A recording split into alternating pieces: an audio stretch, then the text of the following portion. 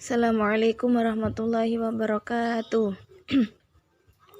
Alhamdulillahi rabbil alamin wa bihi nasta'in wa ala umurid dunya waddin wa ala alihi wa sahbihi ajmain amma ba'd. Yang pertama-tama marilah kita memanjatkan rasa syukur kita kepada Allah Subhanahu wa taala yang telah memberikan nikmat kepada kita sehingga kita bisa berjumpa lagi di semester 5 ini dengan Bapak dosen maupun Ibu dosen dan teman-teman semester 5 ini. Kedua kalinya, selawat serta salam semoga tetap tercurahkan kepada junjungan Nabi kita, yaitu Nabi Muhammad SAW yang telah kita tunggu syafaatnya di hari akhir nanti. Yang terhormat Bapak dosen, yaitu Bapak Amir selaku dosen penyusunan RPP di MA atau maupun di MTS, nggih. Dan yang kedua kalinya yang terhormat juga yaitu kepada teman-temanku semua PAI semester 5. Nah, di sini saya nggih dan Bu Wiwin yaitu perwakilan dari kelompok 7. Dan di sini kami akan menyampaikan penyusunan RPP materi fikih kelas 12 di MA.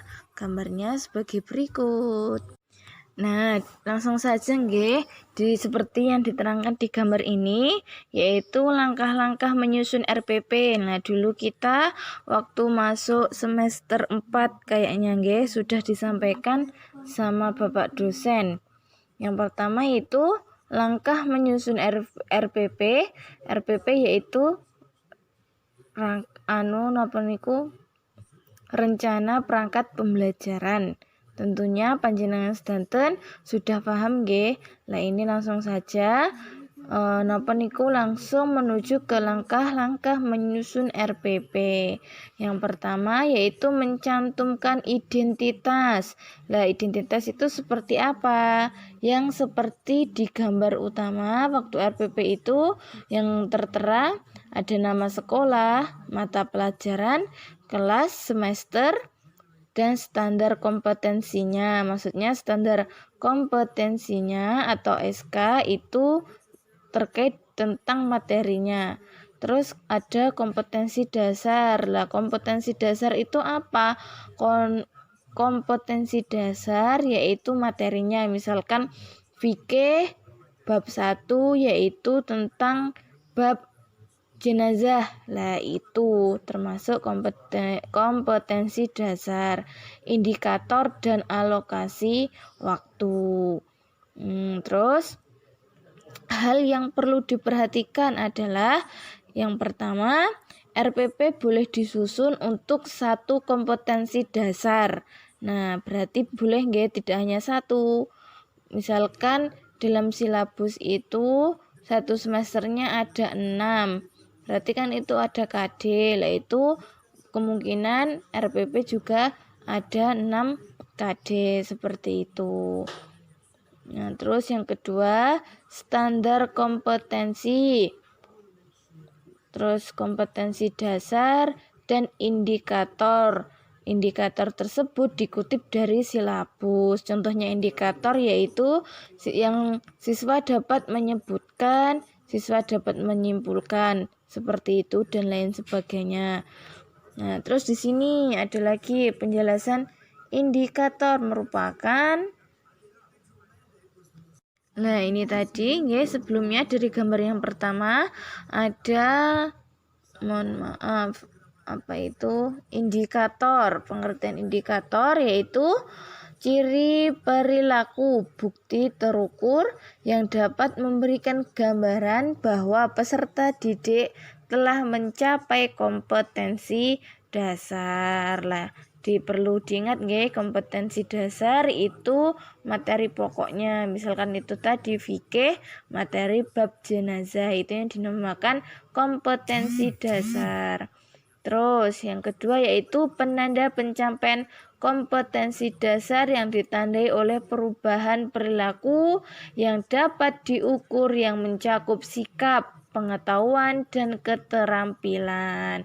Nah, indikator itu tadi yang seperti tadi sudah saya sebutkan, yang siswa dapat menyebutkan, siswa dapat memahami, siswa dapat menyimpulkan. Nah, itu yang dinamakan indikator. Seperti itu. Nah, terus yang kedua, langkah-langkah menyusun RPP. Yang kedua yaitu merumuskan tujuan pembelajaran. Nah, ini ada hasil output. Lah, hasil output itu merupakan hasil langsung. Nah, seperti contohnya, misalkan ini VK pada MA kelas 12, salah satu KD-nya itu ada siasah syariah. Maka tujuan pembelajaran boleh salah satu atau keseluruhan. Nah, misalnya peserta didik dapat mengemukakan hasil pencermatan tersebut. Nah, itu tujuannya lah. Masuknya yaitu dalam bab fikih yang merupakan bab siasah syariah, siswa itu dapat apa?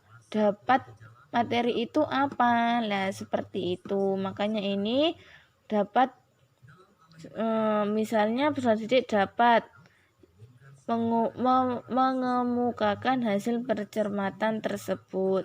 Yang kedua, si peserta didik dapat mengamati gambar yang ada di kolom seperti itu. Nah, dari langkah-langkah RPP tadi yang pertama sudah, yang kedua sudah, lah sekarang yang ketiga, nggih. Yang ketiga ini ada menentukan materi pembelajaran. Ini maksudnya nggih, kita nanti sebagai calon guru mungkin sudah ada nggih yang jadi guru, yang sudah paham juga sudah ada. Nah, ini sekedar belajar bersama. Jadi, menentukan materi pembelajaran, yaitu misalkan kita mau membuat RPP, itu membuat RPP apa? Misalnya fikih, nggih. Nah, itu sudah sangat jelas materi pembelajarannya yaitu fikih. Di sini ada contoh. Contohnya yaitu berupa indikator. Peserta didik dapat menyebutkan penerapan 5 dasar khilafah dalam pelaksanaan kepemerintahan. Berarti ini tadi nyambung. Indikatornya sama KD-nya. KD-nya tadi tentang siasah syariah. Seperti itu. Nah, terus ini contoh materi pembelajarannya nanti ada di RPP yang akan kami lampirkan, nggih. Seperti itu. Nah, ini yang paling pokok dalam menyusun RPP, nggih. Salah satunya isinya yaitu menentukan metode pembelajaran. Tentunya panjenengan sedanten sudah tahu nggih, metode pembelajaran itu ada banyak macam. Salah satunya yaitu ada metode ceramah, inquiry, observasi, tanya jawab, cooperative learning, e-learning dan sebagainya. Seperti itu. Kita tinggal menyesuaikan temanya. Misalkan fikih bab jenazah, kita perlu menggunakan metode praktek atau ceramah terlebih dahulu. Terus lain sebagainya, misalkan fikih nanti KD-nya ada bab menyembelih. Lah tentunya kan kalau menyembelih itu juga harus praktek biar siswa tersebut nanti itu bisa dan membawa bekal ketika sudah lulus dari sekolah tersebut. Seperti itu. Nah, selanjutnya yang kelima langkahnya yaitu menetapkan kegiatan pembelajaran. Nah, di sini nanti menetapkan kegiatan pembelajaran ini dibagi 3.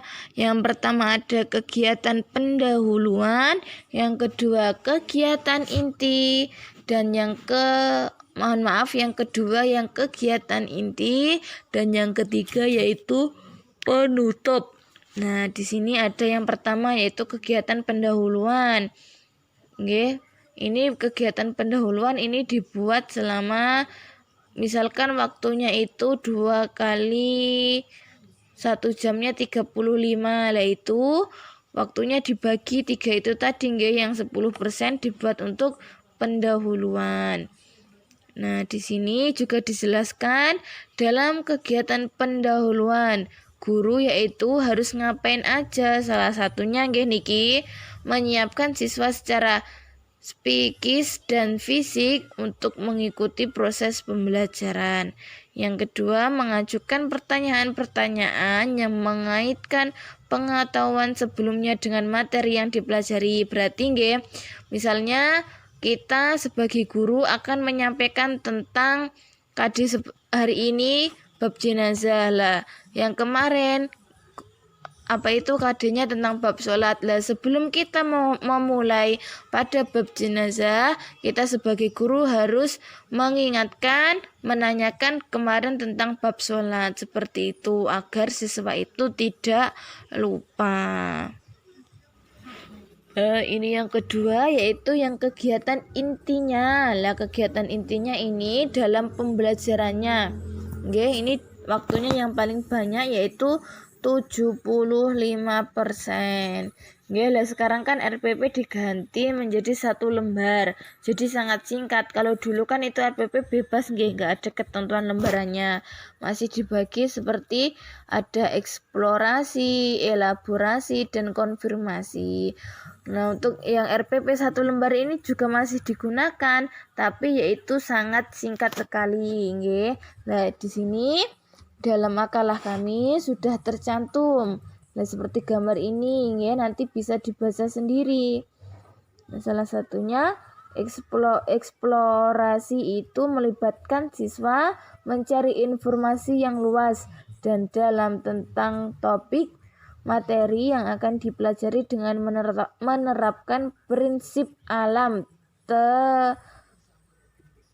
Terkadang jadi guru dan belajar dari aneka sumber. Nah, berarti ini bisa difahami nggih kalau eksplorasi itu yang kegiatan di luar.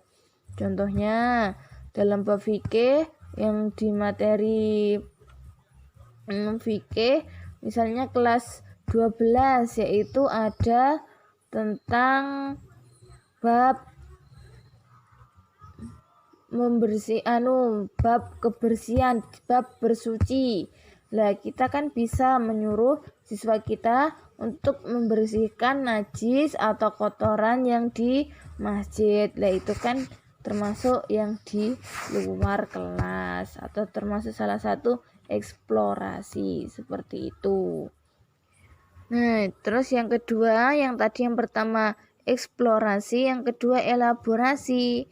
Ya, kalau elaborasi ini membiasakan salah satunya yaitu membiasakan siswa membaca dan menulis yang beragam melalui tugas-tugas tertentu yang bermakna.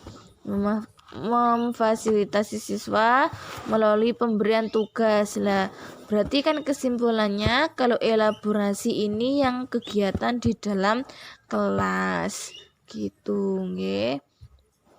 Yang terakhir yaitu konfirmasi. Lah ini konfirmasi itu salah satunya kita sebagai guru memberikan umpan balik positif dan penguatan dalam bentuk lisan, tulisan, isyarat maupun hadiah terhadap keberhasilan siswa. Jadi misalkan seperti ini, sebelum pelajaran itu selesai, kita sebagai guru, misalkan hari ini kita mempelajari tentang siasah syariah. Lah kita sebagai guru memberikan pertanyaan kepada siswa kita.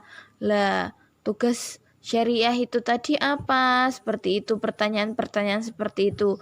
Dan nanti kalau kita sudah selesai memberikan pertanyaan, dalam siswa itu yang paling nilainya bagus atau kelompoknya bagus, kita sebagai guru sekali-kali memberikan hadiah kepada siswa kita untuk tanda keberhasilan siswa tersebut. Biar apa tujuannya? Siswa tersebut semakin semangat untuk mengikuti pelajaran tersebut.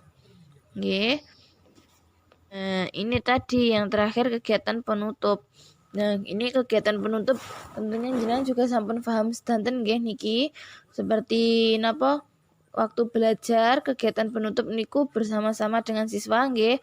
Gurunya mengajak bersama-sama dengan siswa untuk membuat rangkuman atau simpulan pelajaran itu juga bisa. Terus gurunya mengajak berdoa kepada siswa bersama-sama itu juga bisa, seperti itu. Dan yang paling terakhir yaitu menentukan penilaian. Oke, ini penilaiannya ada teknik penilaian, bentuk instrumen, dan instrumen yang dipakai yang berbasis rubrik penilaian. Nah, ini nanti penilaiannya akan disampaikan di RPP. Ngeten nggih, teman-teman. Nah, cukup sekian nggih ini yang dapat kami sampaikan. Apabila kami selaku kelompok 7 nggih ada salahnya mohon dimaafkan yang sebesar-besarnya, karena kesempurnaan itu pada hakikatnya hanyalah milik Allah. Wassalamualaikum warahmatullahi wabarakatuh.